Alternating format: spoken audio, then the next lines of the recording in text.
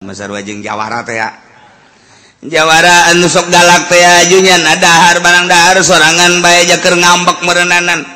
Tidinya teh jaga jeung tembang ai prak teh tulang tembang di dieu nyelap dina kumis-kumis pan sok gede tai sakieu. Jawara tuh ngaranna ge. Kur ngambek bae. Begitu dek nginum nyana hanyir buah dibualangkeun deui. Nyokot di gelas hanyir deui. Buah kena geus 12. Kakareknya na ngomong ke pamajikan siap goblok bisa kukumbah acan belas wala lanyir kabeh kak ngaca coba tangan ke gelasan bersih dia kak ngaca emang kunaon eta tulang di kumis di kumis jadi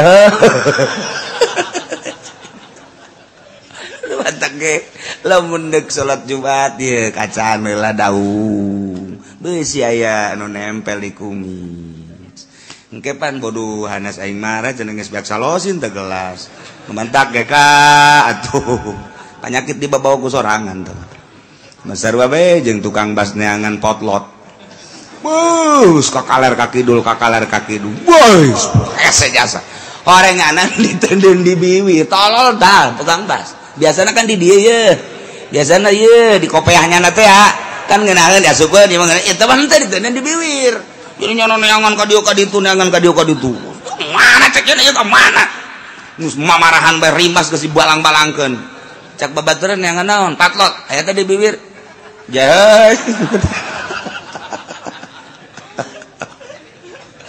teu bareres aya anu pohoan kos itu aya anu poho tambah aya jelema namu sanggeusna namu beres terus nyana pamit sanggeusna pamit pan ngaroko ye ngaroko teu neula di asbak kadinya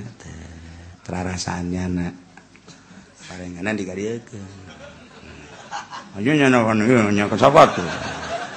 beres pakai sepatu rokok nu di asbak teh dicokot deh jadi dua